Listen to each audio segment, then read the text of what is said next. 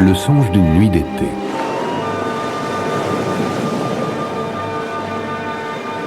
À Athènes, en ce temps-là, les jeunes filles qui refusaient d'épouser l'homme choisi par leur père pouvaient être condamnées à mort. Cette loi n'était que rarement appliquée car bien sûr les pères ne souhaitaient pas la mort de leurs enfants, même lorsque ceux-ci se montraient désobéissants. Cependant, un vieillard nommé Égée se présenta un jour devant Thésée, le duc d'Athènes. Sa fille, Hermia, refusait d'épouser Démétrius, l'homme qu'il lui avait choisi. Elle disait qu'elle aimait Lysandre et que de plus, Démétrius était engagé auparavant auprès de son amie Hélène, qui depuis l'aimait passionnément. Égée ne voulait rien entendre, sa fille devait être punie. Très embarrassée, Thésée accorda à Hermia 4 jours pour réfléchir. Si, passé ce délai, elle refusait toujours d'épouser Démétrius, elle mourrait.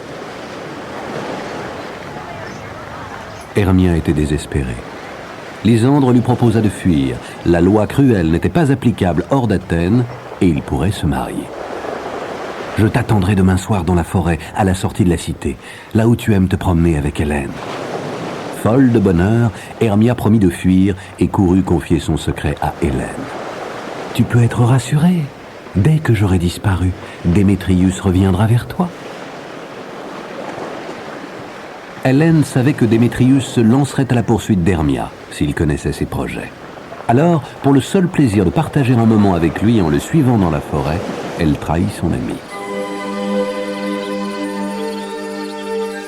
La forêt où Lysandre et Hermia devaient se retrouver était la demeure favorite de Lutin, gouverné par le roi Obéron et la reine Titania. Habituellement, la nuit, ces lutins faisaient de belles fêtes, mais depuis quelque temps, le roi et la reine étaient fâchés, car Titania refusait de donner à Obéron un jeune enfant qu'elle avait pris sous sa protection et que le roi voulait pour page. Ce soir-là, justement, Titania se promenait avec ses demoiselles d'honneur et Obéron arrivait de son côté avec ses courtisans. « Sois malvenue au clair de lune, fière Titania. »« Oh, mais c'est le jaloux Obéron. Venez mes enfants, sauvons-nous. »« Ne suis-je pas ton seigneur? Et ne me dois-tu pas obéissance? Donne-moi ton protégé, pour que j'en fasse mon page. »« Renonce-y. Tout ton royaume ne suffirait pas pour acheter cet enfant. »« Très bien, avant l'aube prochaine, tu m'auras payé cet affront. » Titania s'éloigna furieuse. Obéron appela son favori, Puck. « Va me cueillir la fleur pourpre que les jeunes filles appellent amour paresseux. Son suc, versé sur les paupières d'une personne endormie, a le pouvoir de la rendre follement passionnée de la première chose qu'elle voit à son réveil. Je la verserai sur les paupières de Titania, et ainsi elle tombera amoureuse du premier objet qu'elle verra en ouvrant les yeux, fût-ce d'un lion ou d'un méchant singe. Avant de la libérer de cet enchantement avec un charme que je connais, je l'obligerai à me donner l'enfant pour page. » Puck adorait les mauvais tours et s'en fut chercher la fleur. Resté seul, Obéron vit arriver Démétrius qui interpellait durement Hélène. « Je ne t'aime pas, Hélène. Cesse de me suivre, je suis malade de te voir. »« Et moi, je suis malade quand je ne te vois pas. » Démétrius accéléra le pas. « Si tu ne veux pas comprendre, je vais courir et t'abandonner aux bêtes sauvages. » Hélène se mit à courir derrière lui.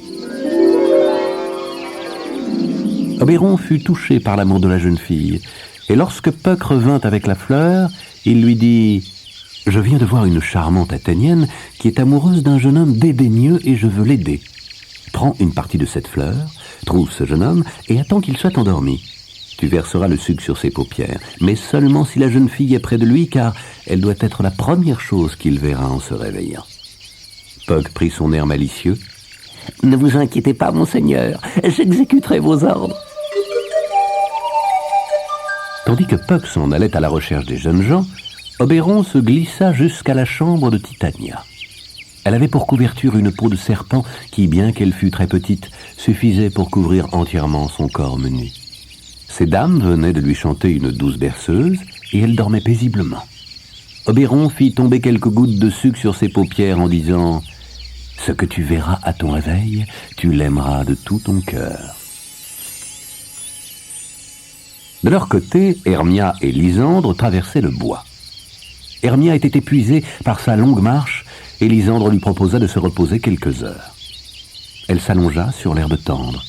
Son compagnon s'installa un peu plus loin. Tous deux dormaient profondément lorsque Puck les découvrit. Persuadé qu'il s'agissait là des jeunes gens dont lui avait parlé Oberon, il versa un peu de sucre de la fleur pourpre sur les paupières de Lysandre. Hélène, toujours sur la trace de Démétrius, errait effrayée et désespérée. Lorsqu'elle vit Lysandre endormi, elle crut qu'il était mort et le secoua. « Lysandre, si vous êtes vivant, réveillez-vous !» Lorsque Lysandre ouvrit les yeux, il était ensorcelé. « Hélène, comme je vous aime et comme Hermia me paraît dénuée de grâce comparée à vous. » Hélène se fâcha. « Ne suis-je donc né que pour être raillée et méprisée de chacun ? Démétrius n'est-il pas assez cruel envers moi ? Pourquoi faut-il que vous m'insultiez à votre tour ?» Furieuse, elle s'enfuit et Lysandre abandonna Hermia pour la poursuivre. Peu de temps après, Hermia s'éveilla. Paniquée de se retrouver seule en pleine nuit dans la forêt, elle partit à la recherche de Lysandre. D'après ce que lui rapporta Puck, Oberon comprit que ce n'était pas Démétrius qui avait été ensorcelé. Le jeune homme était endormi non loin de là et justement, Hélène s'approchait, repoussant les avances de Lysandre. Oberon mit aussitôt le suc magique sur les paupières de Démétrius, qui s'éveilla et contempla la jeune fille. « Oh, Hélène, ma déesse !» Hélène était stupéfaite. Les deux hommes étaient maintenant à ses pieds et lui faisaient des déclarations d'amour passionnées. Tous les deux rejetèrent Hermia qui les avait rejoints et suppliaient Lysandre. Hélène était convaincue que les trois jeunes gens avaient comploté pour se moquer d'elle. Tandis que les jeunes filles se querellaient, Démétrius et Lysandre s'éloignèrent pour se battre dans un fourré en l'honneur d'Hélène. Oberon, qui avait assisté à tout ceci, était navré. Puck, en revanche, s'amusait beaucoup. « Je ne regrette pas ma méprise, tout cela est très divertissant. » Mais Oberon était inquiet. « Ils vont se battre. Dépêche-toi d'envelopper la nuit d'un épais brouillard afin que ces amants bagarreurs ne puissent pas se retrouver. Tu imiteras leur voix et tu les provoqueras tour à tour. Égare-les, épuise-les. Lorsqu'ils seront endormis, tu laisseras tomber sur les yeux de Lysandre le suc de cette autre fleur. Quand il s'éveillera, il aura oublié sa nouvelle passion pour Hélène et il reviendra à Hermia. Ainsi, ces charmantes jeunes filles pourront l'une et l'autre être heureuses avec l'homme qu'elles aiment et tout ce qui s'est passé leur semblera un mauvais rêve. Fais vite, Puck. » Tandis que Puck remplissait sa mission de son mieux, Oberon partit voir quel était le doux objet dont s'était éprise son épouse à son réveil. Quand il arriva près d'elle, elle dormait encore. Il aperçut non loin de là Botton, un paysan endormi. Ce pauvre garçon sera parfait. Il le coiffa si parfaitement d'une tête d'âne qu'on pouvait croire qu'elle avait poussé sur ses épaules. Botton se réveilla peu après et s'approcha de Titania qui ouvrit les yeux à cet instant. « Mais quel ange j'aperçois devant moi! Êtes-vous aussi sage que vous êtes beau? Venez avec moi, je vous donnerai des fées pour vous servir. » Elle appela 4 de ses fées. Leurs noms étaient Fleur de Pois, Toile d'Araignée, Phalène et Graine de Moutarde. « Mes enfants, je vous charge de veiller sur ce beau seigneur. Dansez pour lui, nourrissez-le de raisins et de groseilles, dérobez pour lui le miel des abeilles. » Plus fier de ses nouvelles servantes que de l'amour de la reine, Botton se montra exigeant et capricieux. « Fleur de Pois, gratte-moi la tête. Toile d'Araignée, tue-moi cette abeille rouge que je vois sur le haut d'un chardon et apporte-moi son sac de miel. Graine de Moutarde, viens ici et aide ta compagne à me gratter la tête. D'ailleurs, il faudra que j'aille chez un barbier car il me semble que j'ai le visage bien velu. » Les fées se plièrent à ses volontés, puis il s'endormit sous le regard ému de Titania. Oberon se montra alors et reprocha à son épouse les tendres égards qu'elle avait pour un âne. Il la taquina si bien qu'elle eut honte d'avoir été surprise ainsi et ne put refuser l'enfant qui lui réclama à nouveau. Ayant obtenu ce qu'il désirait, il eut pitié d'elle et mit dans ses yeux quelques gouttes du suc d'une autre fleur enchantée. Titania retrouva aussitôt la raison et fut stupéfaite de trouver Botton à ses côtés. Comment avait-elle pu aimer un tel monstre? Oberon ôta la tête d'âne et laissa Botton achever son somme. « Venez, ma reine, désormais nous sommes réconciliés. » Il lui raconta l'histoire des jeunes amants et elle l'accompagna pour assister à la fin de leurs aventures. C'était le petit matin. Les 4 jeunes gens étaient endormis. Puck avait œuvré avec soin pour réparer son erreur. Il était en train de verser l'antidote sur les paupières de Lysandre. Hermia s'éveilla la première. Elle vit Lysandre endormi près d'elle et contempla le visage de son amant qu'elle croyait perdu à jamais. Lorsqu'il s'éveilla à son tour, il avait retrouvé sa raison et son amour pour elle. De son côté, Hélène ne doutait plus de la sincérité de Démétrius et écoutait ses déclarations avec délice. Il sembla aux jeunes gens qu'ils venaient de faire un songe. Dans cette même forêt, Égée et Thésée faisaient une chasse à courre. Ils étaient partis de bon matin et Égée ne savait rien encore de la fuite nocturne de sa fille. Aussi fut-il très surpris de découvrir les jeunes gens au détour d'un fourré. Démétrius plaida leur cause. Mon amour pour Hermia a fondu comme neige au soleil. Dorénavant, je veux épouser Hélène et lui être fidèle. Égée consentit alors à l'union de sa fille avec Lysandre. On décida que les 2 mariages auraient lieu 4 jours plus tard, c'est-à-dire au jour initialement prévu pour l'exécution d'Hermia. Obéron et Titania avaient été les spectateurs invisibles de cet heureux dénouement. Ils décidèrent de fêter les noces prochaines par des jeux, des festins et des chants dans tout le royaume. Puck se mit à danser et à chantonner. Si vous trouvez incroyable cette affaire, dites-vous simplement que vous venez de faire un bel et innocent songe d'une nuit d'été.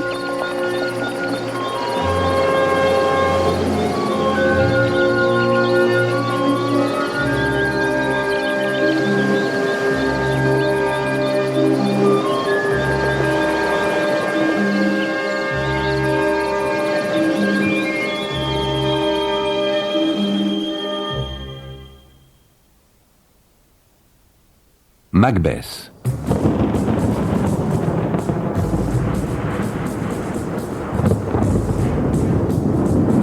Sous le règne de Duncan le Doux, roi d'Écosse, vivait le général Macbeth.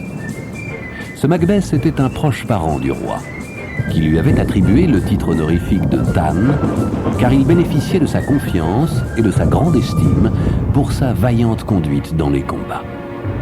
Conduite dont il avait encore donné un exemple tout récent, en anéantissant une armée de rebelles. Les 2 généraux écossais, Macbeth et Banquo, revenaient victorieux de cette grande bataille. Ils passaient à travers la lande déserte lorsque 3 figures étranges leur apparurent. On aurait dit des femmes, mais elles avaient des barbes. Macbeth observa leur peau ridée et leurs vêtements qui ne ressemblaient en rien à ceux qui étaient connus sur Terre. « Qui êtes-vous? Parlez !» La première déclara « Salut à toi, Macbeth, Tan de Glamis. » Macbeth fut surpris d'être connu des sorcières. La deuxième ajouta « Salut à toi, Macbeth, Tan de Cawdor. » Macbeth fut encore plus surpris, car il n'avait pas droit à ce titre. La troisième dit enfin « Salut à toi, Macbeth, qui est destiné à devenir roi. » Il tressaillit. Aussi longtemps que vivraient les fils du roi, il n'avait aucun espoir d'accéder au trône. Les sorcières saluèrent ensuite Banquo. « Tu seras plus petit que Macbeth, mais cependant plus grand. Moins heureux, mais cependant beaucoup plus heureux. Tu ne seras pas roi, mais tu engendreras des rois. » Puis elles s'évanouirent dans l'air et les généraux restèrent perplexes. Tandis qu'ils songeaient aux prophéties étranges qu'ils venaient d'entendre, des messagers arrivèrent au galop. Ils annoncèrent à Macbeth que le roi lui conférait le titre de Tan de Cawdor. Macbeth fut stupéfait. Et si la prédiction de la troisième sorcière se réalisait, elle aussi? Et vous, Banquo, n'espérez-vous pas que vos enfants seront rois, puisque la prédiction des sorcières à mon égard s'est trouvée vérifiée? Cette espérance risque de vous embraser du désir de régner. Les ministres des ténèbres nous séduisent pour nous entraîner dans des actes graves de conséquences. Mais Macbeth, désormais, n'avait plus qu'une idée. Occuper le trône d'Écosse. De retour dans son domaine, il s'en ouvrit à son épouse, qui était ambitieuse et sans scrupules. Lady Macbeth le persuada qu'il faudrait verser le sang pour voir s'accomplir la flatteuse prophétie. Quelque temps plus tard, le roi Duncan, accompagné de ses 2 fils, honora Macbeth d'une visite. Il fut charmé par son hôtesse, Lady Macbeth, qui manifesta à son égard beaucoup d'attention. Il fit des présents à ses principaux officiers et offrit à Lady Macbeth un riche diamant. Fatigué de son voyage, il se coucha de bonne heure, veillé par 2 pages qui dormirent près de lui dans la salle de demeure. Lady Macbeth avait prémédité le crime. Elle avait fait boire les pages, aussi dormait-il profondément. Macbeth hésitait encore. Il n'était pas seulement un sujet du roi, mais son proche parent. Et son devoir d'hôte n'était-il pas de le protéger plutôt que de le frapper? Duncan était un roi juste et bon, et il lui avait permis de s'élever très haut dans l'opinion des hommes. Mais Lady Macbeth ne se laissa pas ébranler. Elle lui démontra comme le crime serait facile et leur avenir triomphal. Il se laissa convaincre. Au milieu de la nuit, il se glissa dans la chambre du roi et s'approcha du lit, un poignard à la main. Duncan dormait sereinement. Macbeth le tua d'un seul coup. Il crut alors entendre une voix crier « Plus de sommeil! Macbeth a tué le sommeil! Le roi Macbeth ne dormira plus jamais !» Effrayé, il rejoignit sa femme au plus vite. Il n'était plus en état de finir sa besogne, et c'est elle qui retourna dans la chambre du roi. Elle barbouilla de sang les pages endormies et laissa près d'eux le poignard. Le lendemain, on trouva le roi mort. Bien que tout accuse les pages et que Macbeth et son épouse fassent grande démonstration de leur chagrin, chacun les soupçonna. Quel intérêt, en effet, auraient eu ces pauvres pages à assassiner leur bon roi? Aussi, les fils de Duncan prirent aussitôt la fuite. Malcolm, l'aîné, chercha refuge à la cour d'Angleterre. Le plus jeune, Donald Bain, s'enfuit en Irlande. Le trône d'Écosse était ainsi vacant et Macbeth, étant le plus proche héritier, l'occupa tout naturellement. La prédiction des sorcières était accomplie. Macbeth et son épouse étaient parvenus à leur fin. Pourtant, ils étaient insatisfaits. La prédiction concernant la descendance de Banquo les obsédait. Ils résolurent donc de le tuer, lui et son fils. Ils préparèrent un banquet et les y invitèrent. Puis ils organisèrent une embuscade sur le chemin que devaient prendre les 2 cavaliers. Les assassins engagés par Macbeth tuèrent Banquo, mais son fils, le jeune Fléance, réussit à s'échapper. Au cours du banquet, Macbeth s'étonna et déplora l'absence de son ami. « Je bois à la santé de notre cher ami Banquo, qui me manque vivement. J'espère qu'il ne lui est rien arrivé. » À cet instant, le fantôme de Banquo entra dans la salle et vint s'asseoir sur le siège que Macbeth devait occuper. Le roi devint blême et se figea. « Va-t'en, spectre horrible! Ne viens pas me tourmenter !» Personne d'autre que lui ne voyait le fantôme. Aussi, chacun s'inquiéta de sa santé mentale et Lady Macbeth craignit qu'il ne se trahisse par des divagations. Aussi, elle écourta le banquet et congédia les invités. Le fantôme avait disparu, mais Macbeth était terriblement ébranlé. Désormais, ni lui, ni son épouse ne connurent de repos. Leur nuit était hantée de rêves affreux et de visions sanglantes. Plus encore, les torturait l'évasion de Fléance et l'idée qu'il serait le père d'une lignée de rois qui écarterait du trône leur propre postérité. Macbeth décida d'aller consulter les sorcières. Il les trouva dans une caverne sur la lande. Elles étaient en train de préparer leur potion maléfique. Tournons la marmite enchantée. Jetons le crapaud de venin gonflé, la patte de grenouille, le serpent écrasé, du chien, la langue arrachée, l'aile de hibou et la dent de loup. Macbeth les salua. « Que faites-vous là, sorcière ?»« Un potage d'enfer. » Pouvez-vous répondre à mes questions ? Veux-tu entendre les réponses de notre bouche ou de celles de nos maîtres ? Où sont vos maîtres ? Je veux les voir. Les sorcières appelèrent les esprits. Ils étaient 3. Le premier apparut sous la forme d'une tête casquée. Macbeth, méfie-toi du Tan de Fif. Le second esprit prit l'apparence d'un enfant ensanglanté. Macbeth, sois sanguinaire et résolu. Méprise le pouvoir humain, car nul homme né d'une femme ne pourra te nuire. Le troisième esprit apparut sous l'aspect d'un enfant couronné. Il tenait un arbre à la main. Sois orgueilleux et ne crains rien. Macbeth ne sera vaincu que si la forêt de Birnam marche contre lui. Macbeth fut soulagé. Quel doux présage! Qui donc pourrait déraciner une forêt et la faire marcher contre moi? Dites-moi encore une chose, la postérité de Banquo régnera-t-elle sur ce royaume? À cette question, le chaudron s'enfonça dans le sol et une musique se fit entendre. Puis, 8 fantômes de rois apparurent. Le dernier était Banquo, tout ensanglanté. Il portait un miroir et riait de Macbeth en lui montrant le reflet de nombreux autres rois. Macbeth comprit que c'étaient là les descendants de Banquo, qui étaient appelés à régner après lui sur l'Écosse. La musique s'éteignit, en même temps que disparurent les fantômes et les sorcières, laissant Macbeth en proie à des pensées sanguinaires.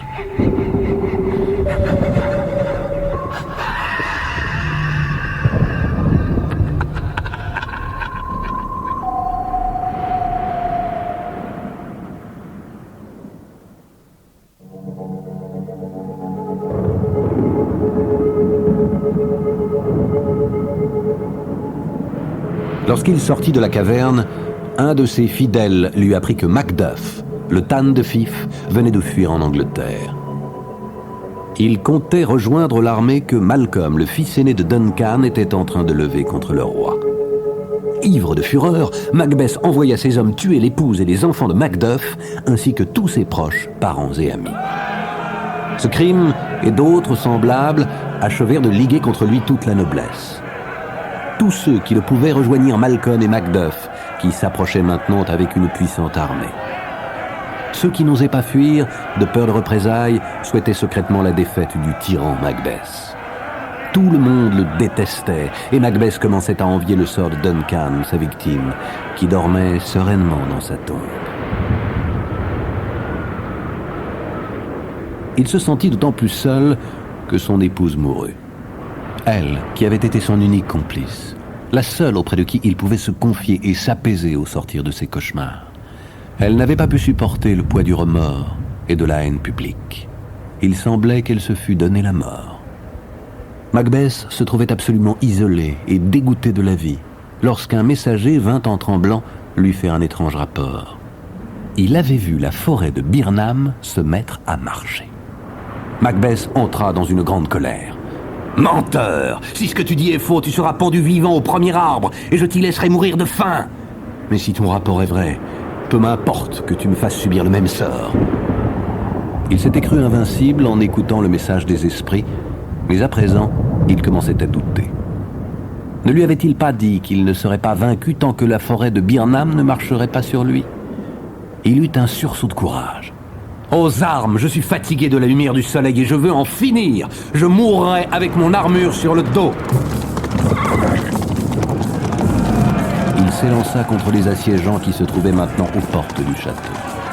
Et il ne tarda pas à comprendre pourquoi son messager avait vu marcher la forêt. Malcolm avait ordonné à ses soldats de couper chacun une branche feuillue et de la porter devant eux afin de cacher le nombre véritable de ses troupes.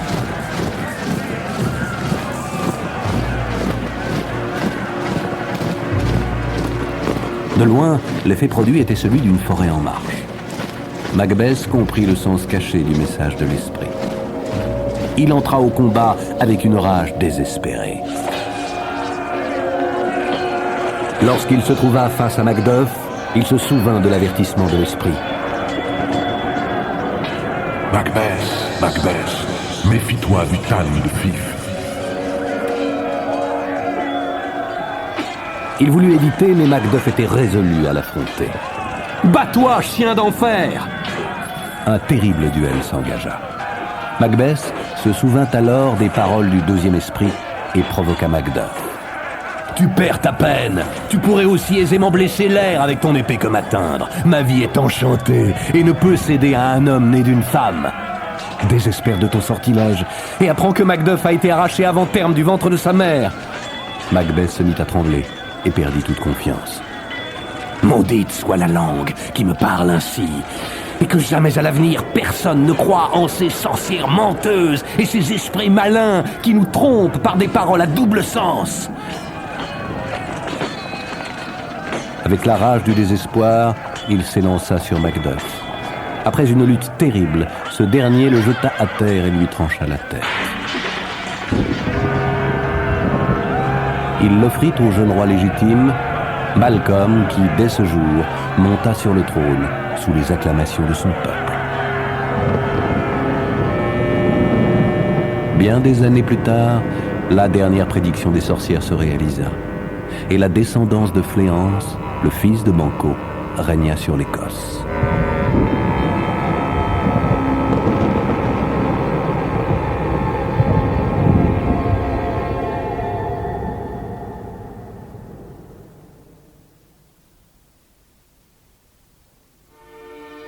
Roméo et Juliette.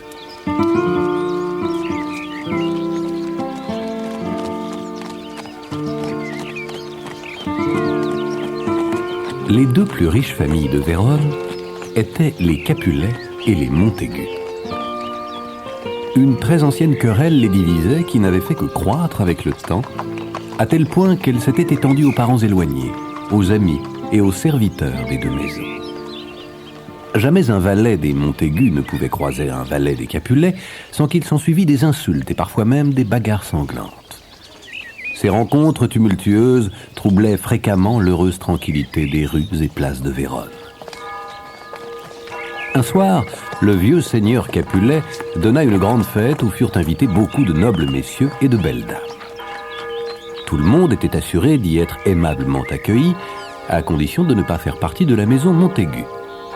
Il y avait là en particulier la charmante Rosaline, qu'adorait alors Roméo, fils du seigneur Montaigu.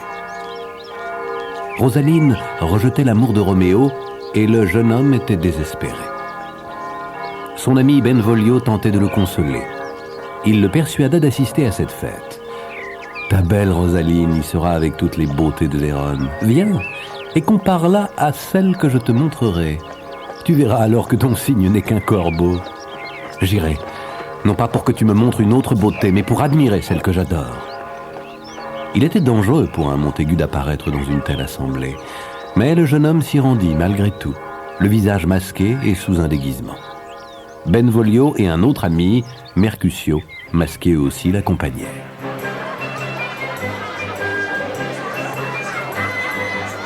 Les jeunes gens participaient au bal lorsque Roméo fut soudainement frappé de la beauté merveilleuse d'une jeune fille qui dansait près de lui.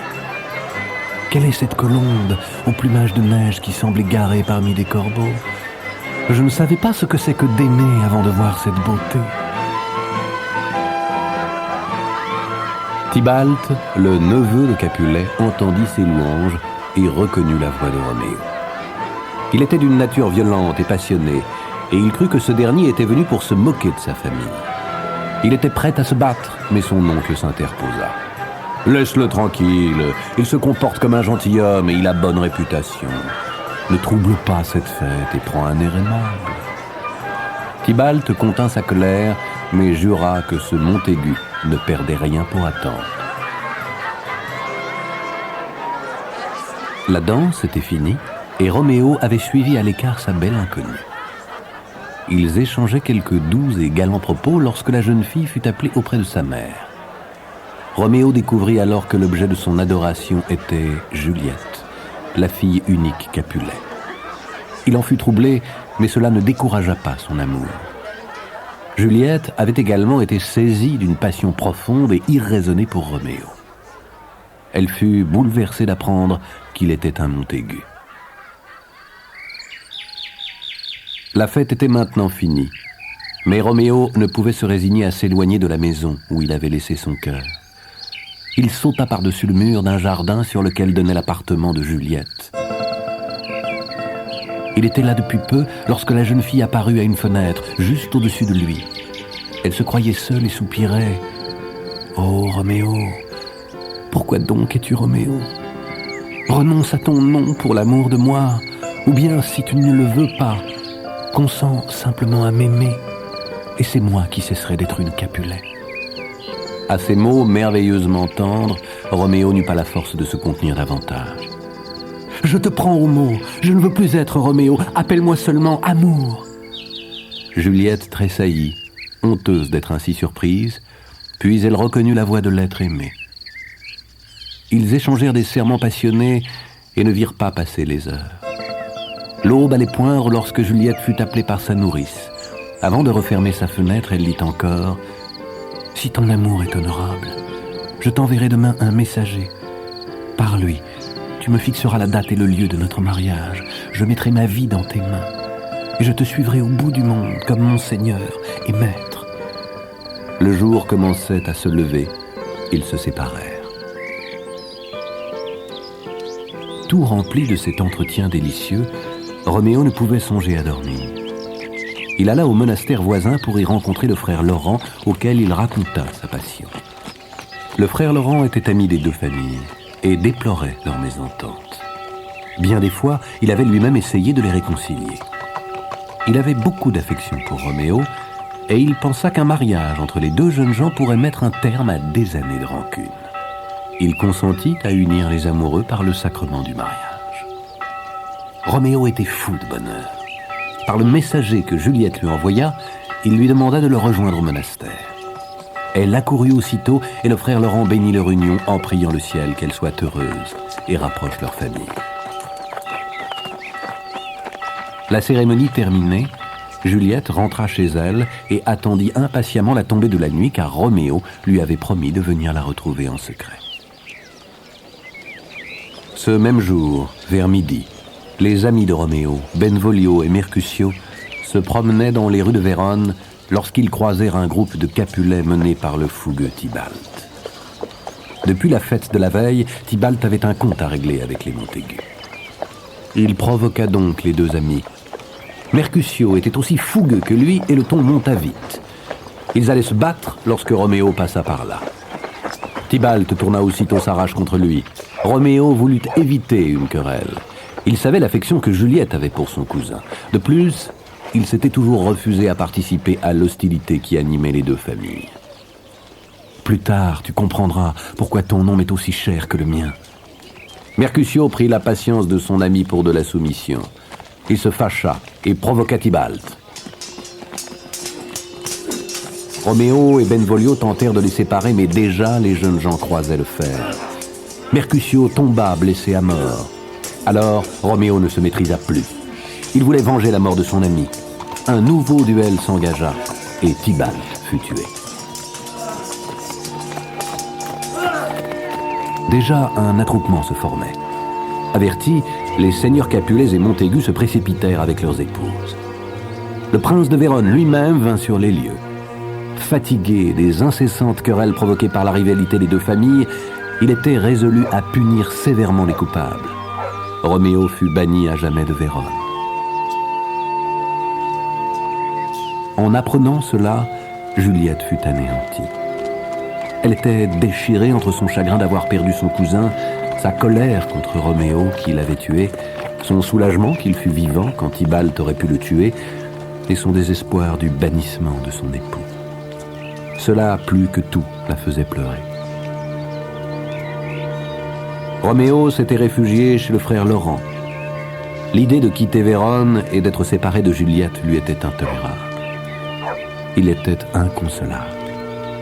Le bon frère lui conseilla de rejoindre secrètement Juliette pour lui faire ses adieux. Ensuite, il partirait pour Mantoue. Tu y demeureras jusqu'à ce que nous trouvions une occasion convenable de révéler votre mariage et de réconcilier ainsi vos familles.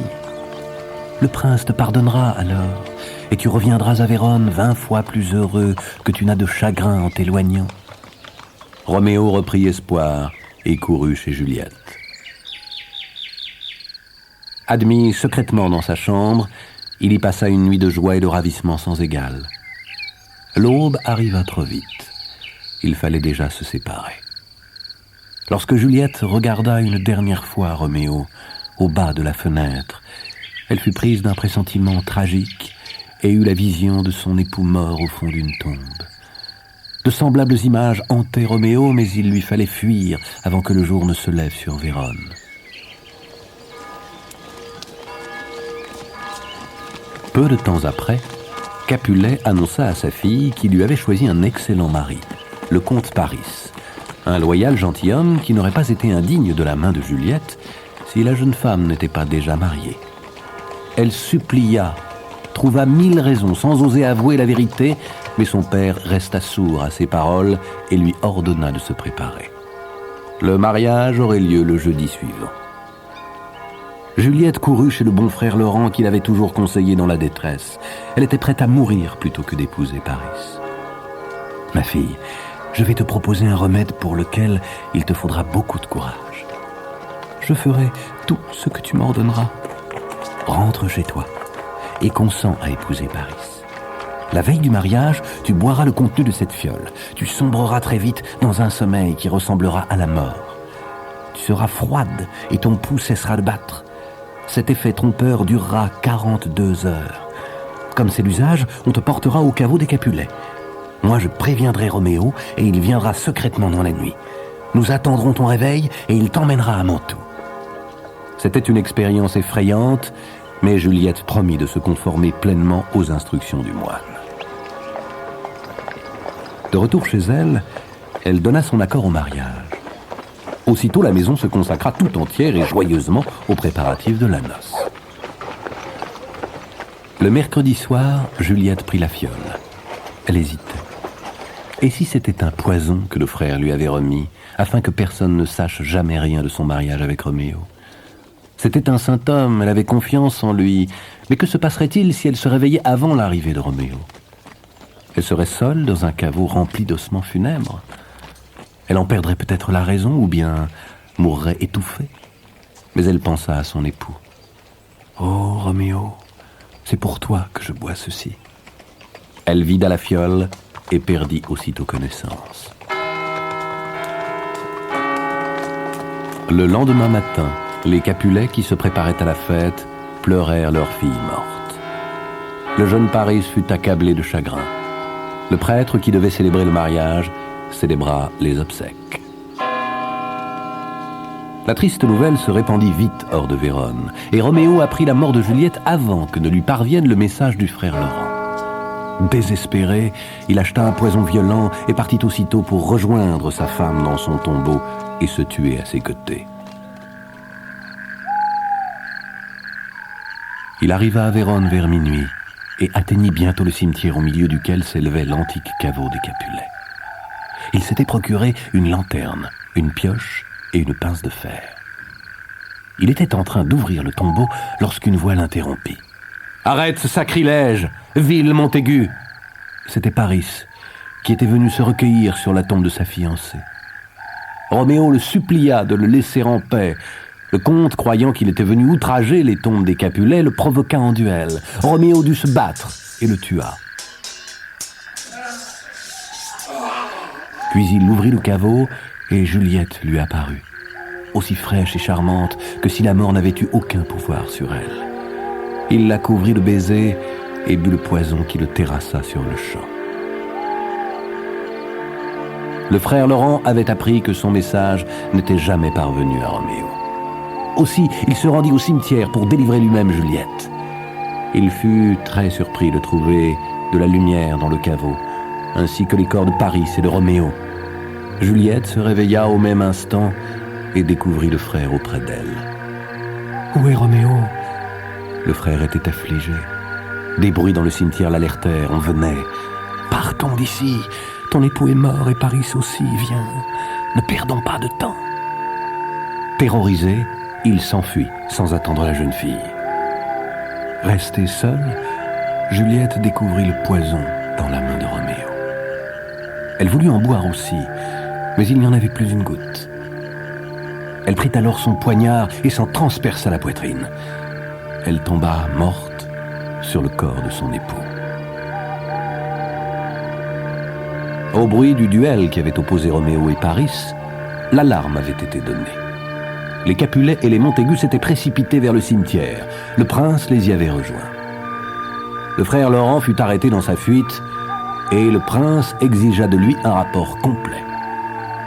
Il fit un récit sincère de toute l'histoire et une lettre que Roméo avait adressée à ses parents confirma ses dires et son innocence dans toutes ses morts. Le prince se tourna vers les Capulet et les Montaigu. « Voilà les coupables, et voilà le châtiment que le ciel a trouvé pour punir votre haine. » Alors, les deux rivaux se réconcilièrent et décidèrent d'enterrer à jamais leur querelle dans le tombeau de leurs enfants. Montaigu promit d'élever à Juliette une statue en or fin, et Capulet s'engagea à son tour à élever une statue à Roméo. Le prince interrompit leurs assauts de courtoisie. Éloignons-nous d'ici pour discuter de ces tragiques événements.